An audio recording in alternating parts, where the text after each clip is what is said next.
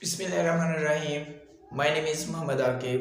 आज हम लोग डिस्कस करने वाले हैं मैथ के चैप्टर नंबर 2 एक्सरसाइज है 2.5 उसका क्वेश्चन नंबर 1 कहता है वैल्यू फाइंड करें। इयोटा की 7, इयोटा की 50, इयोटा की 12, माइनस इयोटा की 8, माइनस इयोटा की 5। सबसे पहले तो हमें पता होना चाहिए भाई इयोटा की वैल्यू क्या होती है। तो जो इयोटा होता है, इयोटा बराबर होता है, इयोटा जो है वो बराबर होता है √-1 के। दूसरी बात, अगर मैं देखूं कि इयोटा स्क्वायर किसके बराबर होता है, तो भाई इयोटा स्क्वायर की वैल्यू होती है -1। ये आप लोगों ने ध्यान में रखना है कि जहां पे भी इयोटा स्क्वायर आ जाए -1 पुट करना है। और मोस्टली ज़्यादातर जो है ये इयोटा स्क्वायर की अभी हमें ज़रूरत बनेगी। इयोटा स्क्वायर की वैल्यू हमें पहले इयोटा स्क्वायर बनाना है, फिर इयोटा स्क्वायर की वैल्यू लिखते जाना है -1। चलते हैं क्वेश्चन नंबर 1 की तरफ। क्वेश्चन नंबर 1 है इयोटा की 7। मैं इसे बनाऊंगा इयोटा की 6 इंटू इयोटा, ठीक है। 6 और 1 कितने हो गए, 7 हो गए। अब इयोटा की 6 है तो मैं इसे लिखूंगा इयोटा की 2 × 3 इंटू इयोटा। इयोटा स्क्वायर आ गया ना, मैंने अभी बताया कि इयोटा स्क्वायर की क्या वैल्यू लिखनी है हमने, -1। तो इसकी जगह -1 पुट करें, ऊपर 3 है इंटू इयोटा। तो -1 की जो हमारे पास वैल्यू है 3, तो -1 को 3 दफा मल्टीप्लाई करें तो ये -1 ही रहता है इंटू इयोटा। तो इयोटा एक बार इयोटा और साथ में माइनस का माइनस, यही हमारे पास इसका आंसर आया, ठीक है। 2 नंबर पे ये शॉर्ट सवाल इसमें से आ जाता है। फिर आगे होता है इयोटा की 50। तो हम इसे लिखते हैं इयोटा की 2 × 25। इयोटा स्क्वायर किसके इक्वल है, -1 के। तो -1 की क्या आ गई, 25। तो अभी मैंने आप लोगों को बताया है कि जब भी हमारे पास किसी चीज की पावर जो है वो ताक अदद में आ जाए, यानी 1, 3, 5, 7, यानी कि जो 2 पे पूरे तकसीम ना हो सके, तो उसका आंसर वही आ जाता है। -1 को 25 दफा लिख के ज़रब करेंगे तो -1 ही रहेगा, ठीक है।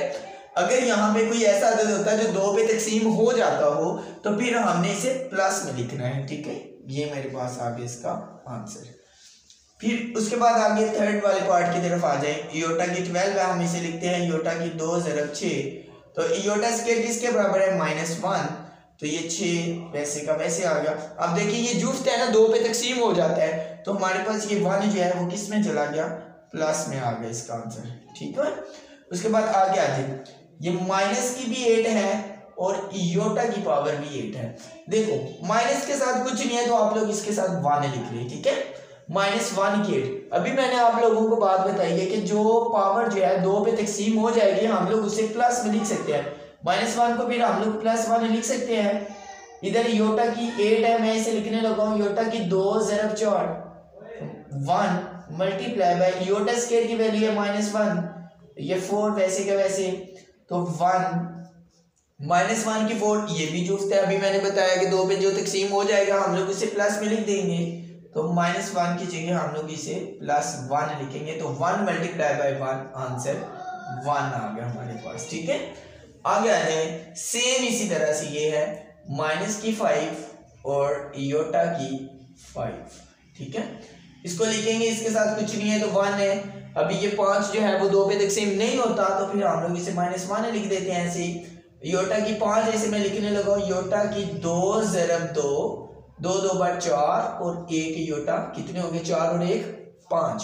तो -1 वैसे ही इयोटा स्क्वायर की वैल्यू क्या है, -1, इसकी 2 इंटू इयोटा -1, -1 की पावर है 2 पे मतलब कि 2 पे तकसीम हो जाता है, इसलिए ये प्लस में लिख दे इसे, और इंटू इयोटा, तो प्लस माइनस -1 इंटू इयोटा, तो माइनस का माइनस लिखे इयोटा एक बार इयोटा, ये हमारे पास इसका आंसर है। अब हम लोग अगला पार्ट करते हैं, पार्ट नंबर 6। पार्ट नंबर है हमारे पास 6, 27 इयोटा की पावर, इधर लिख देते हैं इयोटा की पावर, पार्ट नंबर 6 इयोटा की पावर 27, ठीक है। इसे लिखें इयोटा की 2 × 13, 13 2 × 26 और 1 27 हो गया, ठीक है।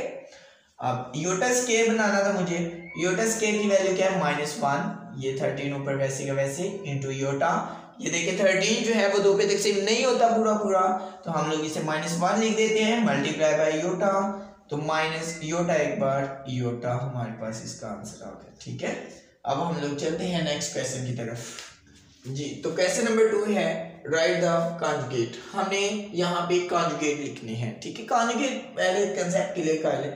योटा के पीछे जो भी वैल्यू होगी उसे चेंज करेंगे तो वो इस चीज का कॉन्जुगेट बन जाएगा। ठीक है, ये देखें मैंने इसे लेट किया, मैंने सब एक ही क्वेश्चन को पहले मैं लेट करवा देता हूँ, सबको ऐसे लिखना आप लोगों ने।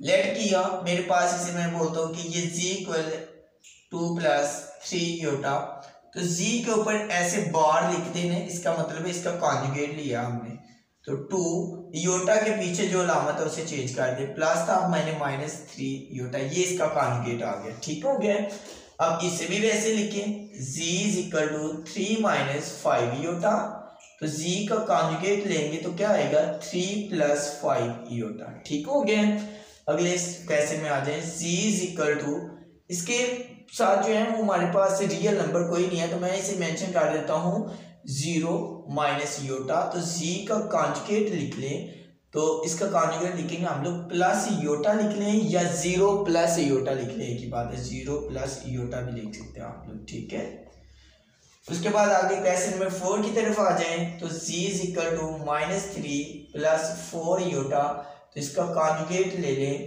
तो ये मेरे पास -3 - 4 योटा, योटा के पीछे मैंने देखो हर क्वेश्चन में योटा के पीछे वाली लामा चेंज की है। क्वेश्चन नंबर 5 पार्ट नंबर 5 की तरफ आ जाए, तो मेरे पास z = -4 - योटा, तो z का कॉन्जुगेट ले लेंगे तो क्या आएगा -4 + योटा, इसको भी वैसे z = इसको मैं तरतीब लगा लेता हूँ -3 + योटा। ठीक है, z का कॉन्जुगेट ले लें तो -3 - योटा, ये हमारे पास इसके आंसर है। ठीक है, अब क्वेश्चन नंबर 3 की तरफ चलते हैं जी। तो अब हम लोग क्वेश्चन नंबर 3 की तरफ देखते हैं। वो कहते हैं कि इसके रियल पार्ट अलग करें, इमेजिनरी पार्ट जो है वो अलग करने हैं। हमारे पास रकम है 1 + योटा, दूसरी रकम है -1 + 2 iota, -3 iota + 2, -2 iota, -3 iota, 2 + 0 iota. भी ज़हन में रखें रियल नंबर वो होंगे जिसके साथ योटा नहीं है। ठीक है, इमेजिनरी हिस्से वो होंगे जिनके साथ योटा जुड़ा हुआ है। ठीक है, अब देखिए यहाँ पे पहला पार्ट है 1 + योटा, रियल नंबर हमारे पास 1 आ गया क्योंकि इसके साथ योटा नहीं है। अब योटा के साथ हमें कुछ भी नजर नहीं आ रहा तो हम लोग इसे भी 1 लिखते हैं, हमारे सॉरी रियल हिस्सा ही हमारे पास 1 है और इमेजिनरी भी 1 है। दूसरे -1 + 2 योटा, तो -1 जो है वो रियल हिस्सा है और 2 जो योटा के साथ है वो हमारे पास क्या है, इमेजिनरी हिस्सा है।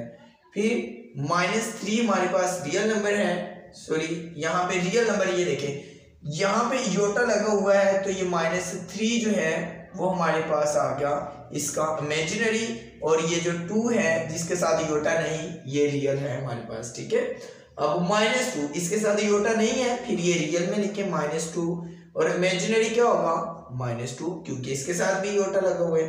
अब यहाँ पे हमारे पास रियल हिस्सा कोई भी नहीं है तो हम लोग उसे 0 मेंशन कर देते हैं, तो जो योटा वाला है वो हमारे पास इमेजिनरी हिस्सा आ गया।